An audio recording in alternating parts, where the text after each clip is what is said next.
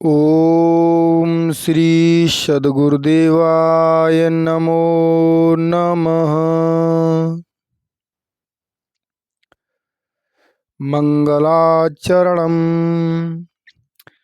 ओम चैतन्यं शाश्वतं शान्तं व्योमातीतं निरञ्जनम् नादबिन्दुकलातीतं तस्मै श्रीगुरवे नमः। सर्वश्रुतिशिरोरत्नविराजितपदाम्बुजं वेदान्ताम्बुजमार्तण्ड तस्मै श्रीगुरवे नमः। अज्ञानतिमिराधस्य ज्ञानामजनशलाकया चक्षुरुन्मीलितं येन तस्मै श्रीगुरवे नमः। गुरुर्ब्रह्मा गुरुर्विष्णुः गुरुर्देवो महेश्वरः गुरुरेव परं ब्रह्म तस्मै श्रीगुरवे नमः। अखण्डमण्डलाकारं व्याप्तं येन चराचरं तत्पदं दर्शितं येन तस्मै श्रीगुरवे नमः। अखण्डानन्दबोधाय शिष्यसन्तापहारिणे सच्चिदानन्दरूपाय रामाय श्रीगुरवे नमः इति मंगलाचरणम्। तो हमारे सभी भाई बहनों को नमस्कार सहृदय स्वीकार हो। देखिए, आज हम आपके लिए लेकर आए हैं विचार चंद्रोदय की प्रथम कला। इस वीडियो में हमने संपूर्ण कला को ही प्रदर्शित किया है, संपूर्ण कला के बारे में बताया है। तो देखिए, विचार चंद्रोदय में प्रश्न और उत्तर के माध्यम से बताया गया है। इसी प्रकार से आपको यहाँ भी बताया जाएगा। तो देखिए, प्रथम कला का नाम है उपोद्घात वर्णन। तो सबसे पहले समझें कि उपोद्घात किसे कहते हैं। उपोद्घात का मतलब होता है कि जो हम चाहते हैं उसे तो हम अपने मन में ही रखें और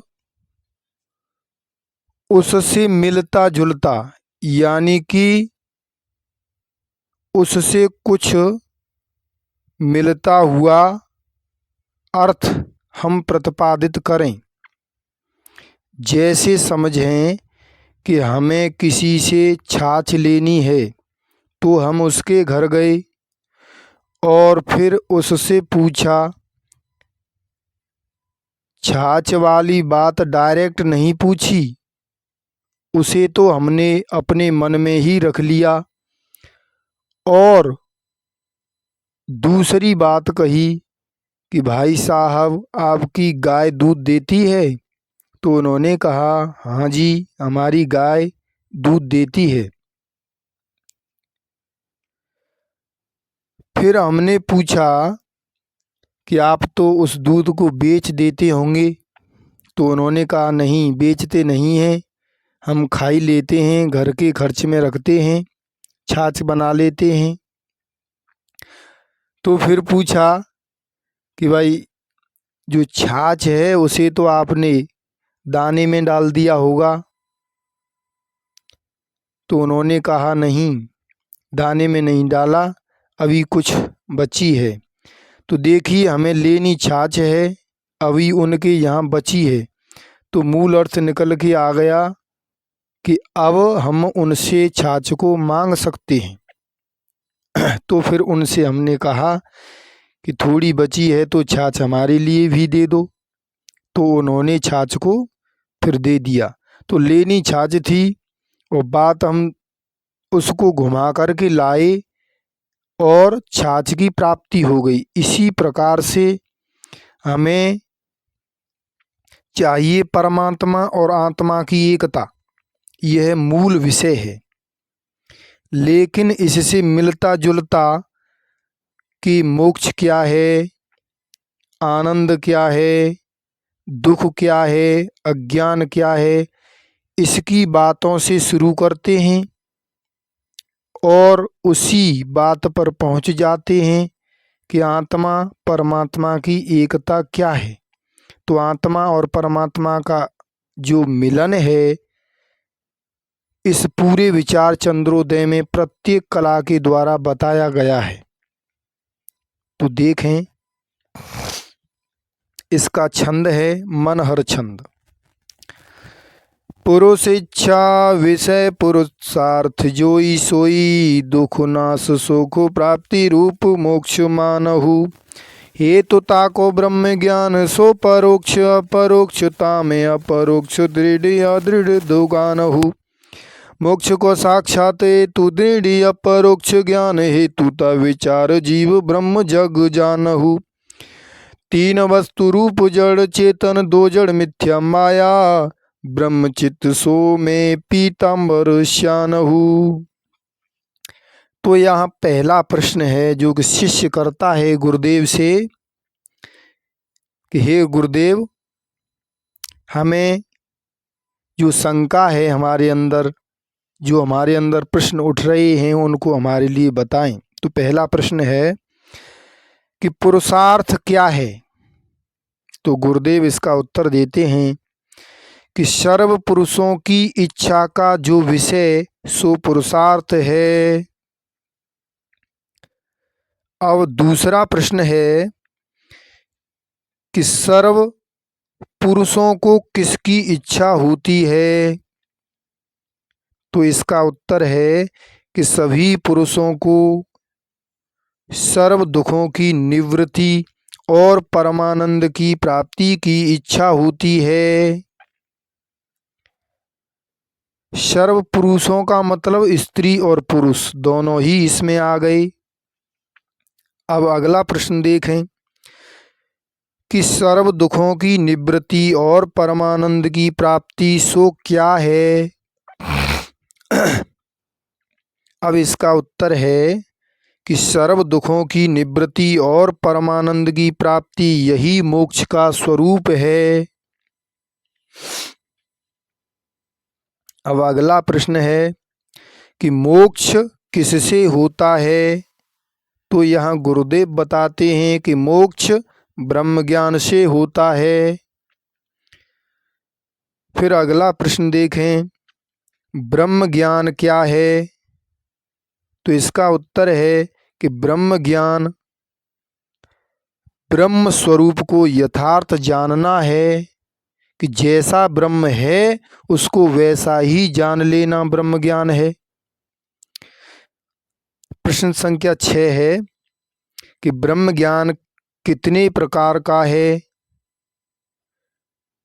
उत्तर, ब्रह्म ज्ञान परोक्ष और अपरोक्ष भेदते दो प्रकार का है।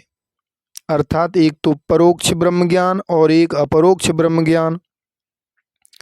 सातवां, परोक्ष ब्रह्म ज्ञान क्या है। अब परोक्ष ब्रह्म ज्ञान का उत्तर देखें कि सच्चिदानंद रूप ब्रह्म है ऐसा जो जानना सो ही परोक्ष ब्रह्म ज्ञान है। अर्थात सच्चिदानंद रूप ब्रह्म है अर्थात आस्तिकता आ गई, यानी कि हमें पहले विश्वास नहीं था कि ब्रह्म है कि नहीं है। तो गुरुदेव ने कहा कि सच्चिदानंद रूप ब्रह्म है। इस प्रकार जब हमने सुना तो हमें परोक्ष ब्रह्म ज्ञान हो गया कि है। तो अब देखें अगला 8वां प्रश्न कि परोक्ष ब्रह्म ज्ञान किससे होता है। उत्तर, परोक्ष ब्रह्म ज्ञान का हेतु देखें किससे होता है। सद्गुरु और सत्य शास्त्र के वचन में विश्वास के रखने से परोक्ष ब्रह्म ज्ञान होता है। 9वां प्रश्न देखें, परोक्ष ब्रह्म ज्ञान से क्या होता है। जैसे हमें परोक्ष ब्रह्म ज्ञान हो जाएगा तो फिर इसका फल क्या है, इससे क्या लाभ मिलेगा हमें। तो इसका उत्तर है कि असत्वापादक आवरण की निवृत्ति होती है। अब यहाँ असत्वापादक आवरण किसे कहते हैं। असत्वापादक आवरण का मतलब है असत अर्थात ब्रह्म नहीं है ऐसा हम पहले मानते थे, तो इसमें से जो नहीं है वह गुरु के कहने से हट गया। गुरु जी ने कहा कि ब्रह्म है, तो हम पहले जो मानते थे कि नहीं है तो उसमें से नहीं पना गया और है पना आ गया, अर्थात ब्रह्म है ऐसा हमें पूर्ण विश्वास हो गया। अब देखिए इस प्रकार से असत भाव की निवृत्ति हो गई। अब अगला प्रश्न है 10वां, परोक्ष ब्रह्म ज्ञान कब पूरा होता है। तो परोक्ष ब्रह्म ज्ञान की अवधि समय सीमा देखें। उत्तर, परोक्ष ब्रह्म ज्ञान ब्रह्मनिष्ठ गुरु और वेदांत शास्त्र के अनुसार ब्रह्म स्वरूप के निर्धार किए पूर्ण होता है। 11वां प्रश्न, अपरोक्ष ब्रह्म ज्ञान सो क्या है। उत्तर, सच्चिदानंद रूप ब्रह्म मैं हूँ ऐसा जानना ही अपरोक्ष ब्रह्म ज्ञान है। अर्थात पहले तो परोक्ष ब्रह्म ज्ञान में हमने जाना कि ब्रह्म है। अब गुरुदेव ने कहा कि सच्चिदानंद रूप ब्रह्म तू है, तो इस प्रकार से हमें अपरोक्ष हुआ कि सच्चिदानंद रूप ब्रह्म मैं हूँ। ऐसा जब हमने जान लिया तो हमें अपरोक्ष ब्रह्म ज्ञान हो गया। अब देखिए 12वां प्रश्न, अपरोक्ष ब्रह्म ज्ञान किससे होता है। तो इसका उत्तर है कि गुरु के मुख से तत्त्वमस्यादिक महावाक्य के सुनने से अपरोक्ष ब्रह्म ज्ञान होता है। गुरु जी के मुख से और वेदों के जो महावाक्य हैं उनके श्रवण से, यानी कि गुरु जी के मुख से हमने वेदांत के वाक्यों को सुना, तत्त्वमस्यादिक महावाक्यों के सुनने से ही हमको ब्रह्म ज्ञान हो गया, अपरोक्ष ब्रह्म ज्ञान हो गया। अब देखिए 13वां प्रश्न, अपरोक्ष ब्रह्म ज्ञान कितने प्रकार का है। तो अपरोक्ष ब्रह्म ज्ञान 2 प्रकार का है। कौन कौन सा।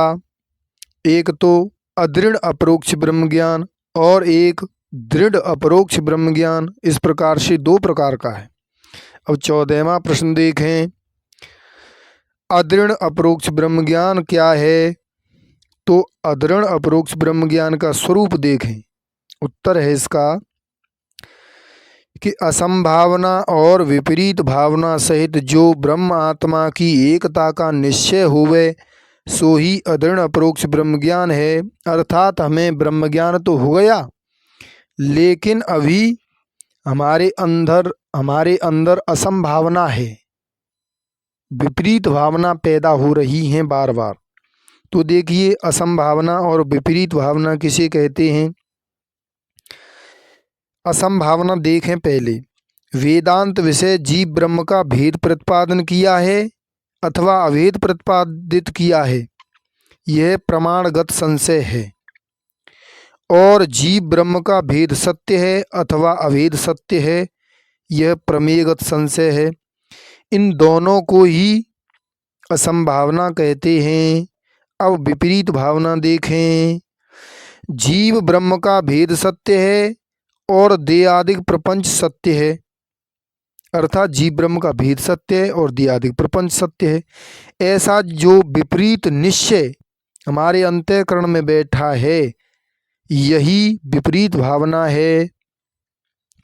अब देखिए 15वां प्रश्न, अदृढ़ अपरोक्ष ब्रह्म ज्ञान किससे होता है? तो अदृढ़ अपरोक्ष ब्रह्म ज्ञान का हेतु या कारण देखें। उत्तर,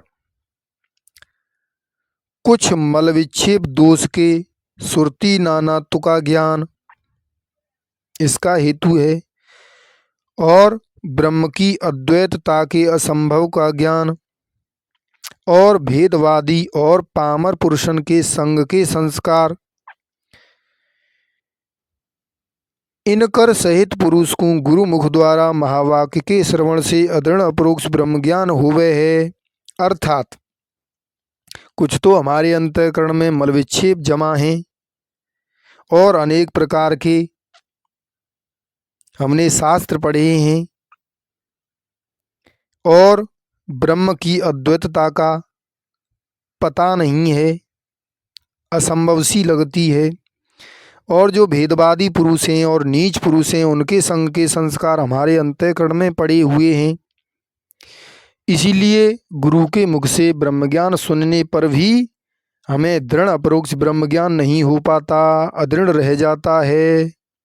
अब देखें 16वां प्रश्न, अदृढ़ अपरोक्ष ब्रह्म ज्ञान से क्या होता है? यदि हमें अदृढ़ अपरोक्ष ब्रह्म ज्ञान भी हो गया तो फिर इसका फल क्या है, इससे क्या मिलेगा? अर्थात हमें दृढ़ नहीं हुआ, इस जन्म में हमको दृढ़ अपरोक्ष ब्रह्म ज्ञान नहीं हुआ, अदृढ़ ही रह गया, तो इसका फल क्या है, क्या मिलेगा हमें? तो अदृढ़ अपरोक्ष ब्रह्म ज्ञान से उत्तम लोक की प्राप्ति होगी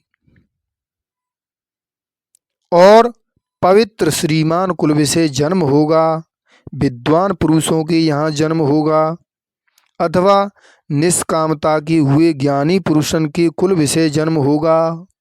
यह इसका फल है। अर्थात अदृढ़ अपरोक्ष ब्रह्म ज्ञान भी यदि हमें हो गया तो वह अदृढ़ अपरोक्ष ब्रह्म ज्ञान खाली नहीं जाएगा, हमारा जीवन व्यर्थ नहीं जाएगा, जहाँ से शुरू किया है वहीं से शुरू हो जाएगा। अब देखिए अगला प्रश्न, अदृढ़ अपरोक्ष ब्रह्म ज्ञान कब पूर्ण होता है?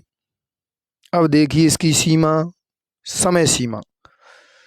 उत्तर, सच्चिदानंद आदिक ब्रह्म के विशेषण के अपरोक्ष भान हुए भी संशय और विपरीत भाव सद्भाव होवे। अर्थात संशय और विपरीत भावन का सद्भाव होवे तब अदृढ़ अपरोक्ष ब्रह्म ज्ञान पूर्ण होवे है। इसका मतलब है कि सच्चिदानंद आदिक जो ब्रह्म के विशेषण हैं उनकी अपरोक्ष भान हुए भी संशय और विपरीत भावना बनी रहती हैं, तो इस प्रकार से अदृढ़ अपरोक्ष ब्रह्म ज्ञान पूर्ण होता है। अब देखिए अगला प्रश्न 18वां, अब है दृढ़ अपरोक्ष ब्रह्म ज्ञान सो क्या है? तो दृढ़ अपरोक्ष ब्रह्म ज्ञान का स्वरूप देखें। असंभावना और विपरीत भावना से रहित जो ब्रह्मात्मा की एकता का निश्चय होवे सो ही दृढ़ अपरोक्ष ब्रह्म ज्ञान है। अब देखिए अगला प्रश्न 19वां, दृढ़ अपरोक्ष ब्रह्म ज्ञान किससे होवे है? उत्तर, गुरु के मुख से महावाक्य के अर्थ के श्रवण मनन और निधिध्यासन रूप विचार के किए से दृढ़ अपरोक्ष ब्रह्म ज्ञान होवे है। गुरु के मुख से महावाक्य का जो अर्थ सुना, फिर उसका मनन किया और निध्यासन किया अर्थात आचरण में ढाला, फिर उसका विचार किया, तो उससे दृढ़ अपरोक्ष ब्रह्म ज्ञान होता है। अब दृढ़ अपरोक्ष ब्रह्म ज्ञान से क्या होता है, इसका फल देखें। इसका फल है उत्तर, अभानापादक आवरण और विक्षेप रूप कार्य सहित अविद्या की कहिए अज्ञान की निवृत्ति होए के ब्रह्म की प्राप्ति रूप मोक्ष होवे है। अब समझें यहाँ पर आवानापादक आवरण क्या है। ब्रह्म भासता नहीं ऐसा हमें पहले लगता था, तो इस रीति से अभान जो ब्रह्म की अप्रतीति ताका आपादक, ये संपादक यानी कि उसका संपादन करने वाला आवरण अभानापादक आवरण है, अर्थात ब्रह्म तो है लेकिन भासता नहीं है। और जब ब्रह्म ज्ञान हो गया हमें दृढ़ अपरोक्ष, तब भासने लगा, अर्थात स्वयं प्रकाश ब्रह्म में हूँ ऐसा दृढ़बोध हो गया। यही अभानापादक आवरण और विक्षेप रूप कार्य की और अविद्या की निवृत्ति है और मोक्ष की प्राप्ति है। अब देखिए 21वां प्रश्न, दृढ़ अपरोक्ष ब्रह्म ज्ञान कब पूरा होता है? उत्तर, देह विषय अहम पने के ज्ञान की न्याय इस ज्ञान का बात करके ब्रह्म से अभिन्न आत्मा विषय जब ज्ञान होवे तब दृढ़ अपरोक्ष ब्रह्म ज्ञान पूर्ण होवे है। अब अगला प्रश्न है, विचार सो क्या है? विचार का स्वरूप देखें। उत्तर, आत्मा और अनात्मा को अलग अलग करके जानना ही विचार है। आत्मा और अनात्मा को अलग अलग करके जानना ही विचार है। 23वां, यह विचार किससे होता है? अब विचार का हेतु देखें। उत्तर, यह विचार ईश्वर, वेद, गुरु और अपने अंतःकरण इन चार की कृपा से होता है। 24वां प्रश्न देखें, इस विचार से क्या होता है? उत्तर, इस विचार से दृढ़ अपरोक्ष ब्रह्म ज्ञान होता है, अर्थात विचारम परमम ज्ञानम।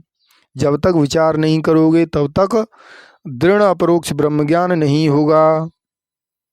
यह विचार कब पूर्ण हुए है?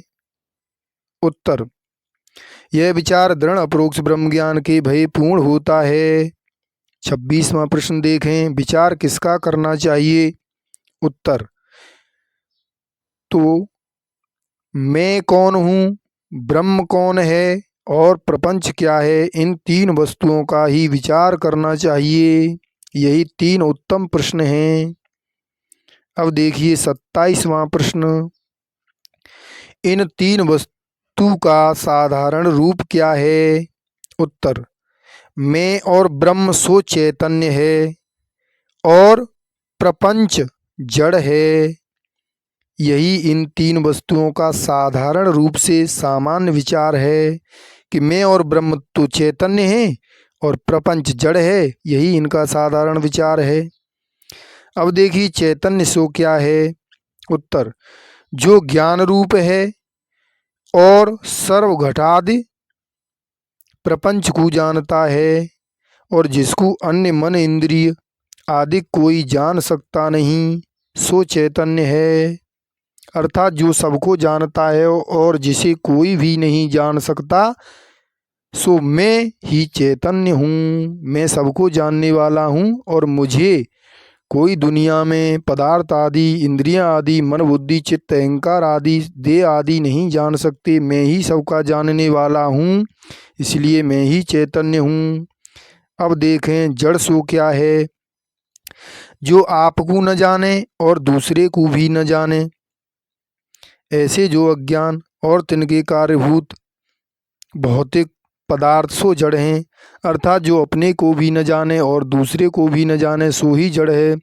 जैसे देह अपने को भी नहीं जानता है, दूसरे को भी नहीं जानता है, मन बुद्धि चित्त अहंकार ये अपने को भी नहीं जानते और दूसरे को भी नहीं जानते। दुनिया में सभी पदार्थ भूत भौतिक जितने पदार्थ हैं ये अपने को भी नहीं जानते और दूसरे को भी नहीं जानते, इसलिए ये सब जड़ हैं। अब देखिए 30वां प्रश्न, ऊपर कहे तीन वस्तु के विचार का किस रीति से उपयोग है? अब विचार का उपयोग देखें। तत्त्वमसि महावाक्य में स्थित त्वम पद और तत्पद का वाच्यर्थ जीव और ईश्वर है। तिनकी उपाधि रूप जो प्रपंच तिनको जेवरी में सर्प की न्याय और ठोंठ में पुरुष की न्याय और मरुभूमि में मृग जल की न्याय विचार कर मिथ्या जान के त्याग करना चाहिए। यह प्रपंच के विचार का उपयोग है। और मैं जो त्वम पद का लक्ष्यार्थ आत्मा, सो तत्पद का लक्ष्यार्थ ब्रह्म हूँ। इस रीति से ब्रह्मात्मा की एकता को विचार कर सत्य जान के अवशेष रखना, यह मैं कौन हूँ और ब्रह्म कौन है, इस विचार का उपयोग यानी कि फल है। अब देखिए 31वां प्रश्न, इस विचार का अधिकारी कौन है और उसे क्या करना चाहिए। अब इसका अधिकारी देखें। इस विचार का अधिकारी उत्तम जिज्ञासु है। सो अधिकारी सद्गुरु की कृपा से उपोद्घात आदि की प्रक्रिया को विचार के मैं ही आप ब्रह्म हूँ, इस रीति से ब्रह्मात्मा को अपरोक्ष जाने। अब देखिए अगला प्रश्न 32वां, उन प्रक्रियाओं के नाम कौन कौन से हैं। तो देखिए पहली प्रक्रिया है उपोद्घात, अर्थात जो विचार चंद्रोदय की कला हैं उन्हीं का नाम है। कलाओं का मतलब प्रक्रिया, यानी कि ब्रह्म आत्मा की एकता, अर्थात मैं की और ब्रह्म की जो एकता है वह 16 प्रक्रियाओं से हो सकती है। इन 16 प्रक्रियाओं में से जो कोई भी मनुष्य एक को भी धारण कर ले तो वह इसी जीवन में इस देह के मरने से पहले ही ब्रह्मनिष्ठ हो सकता है। तो देखिए पहली है उपोद्घात, दूसरी प्रपंच का आरोप और अपवाद, तीसरी देह तीन का मैं दृष्टा हूँ और चौथी मैं पंचकोशातीत हूँ और पांचवी तीन अवस्था का मैं साक्षी हूँ, छठवीं प्रपंच का मिथ्यापना, सातवीं आत्मा के विशेषण, आठवीं सच्चिदानंद विशेष वर्णन, नौवीं अवाच्य सिद्धांत वर्णन, दसवीं सामान्य चैतन्य और विशेष चैतन्य, 11वीं त्वम पद और तत्पद का वाच्यर्थ और लक्ष्यर्थ और दोनों के लक्ष्यर्थ की एकता, 12वीं ज्ञानी के कर्म की निवृत्ति, 13वीं सप्त ज्ञान भूमिका, 14वीं जीवन मुक्ति और विदेह मुक्ति, 15वीं वेदांत प्रमेय, 16वीं श्री श्रुति षडलिंग संग्रह। ये इन प्रक्रियाओं के नाम हैं। इत श्री विचार चंद्रोदय उपोद्घात वर्णन नामिका प्रथम कला समाप्ता। बोलिए श्री सद्गुरुदेव भगवान की जय, सच्चिदानंद भगवान की जय। तो देखिए हम आपसे एक बात कहना चाहते हैं कि यह वेदांत है, विचार चंद्रोदय है। कोई यदि इसको एक बार सुन के मोक्ष प्राप्त कर ले तो वह मनुष्य बड़ा ही सौभाग्यशाली है। यदि यह एक बार में समझ में न आए तो हमको इसे कई बार सुनना चाहिए, समझना चाहिए, श्रवण करना चाहिए। यदि वीडियो पसंद आए तो लाइक अवश्य करें, शेयर करें और चैनल पर नए हों तो सब्सक्राइब अवश्य करें। इन्हीं शब्दों के साथ वाणी को विराम। ओम शांति शांति शांति।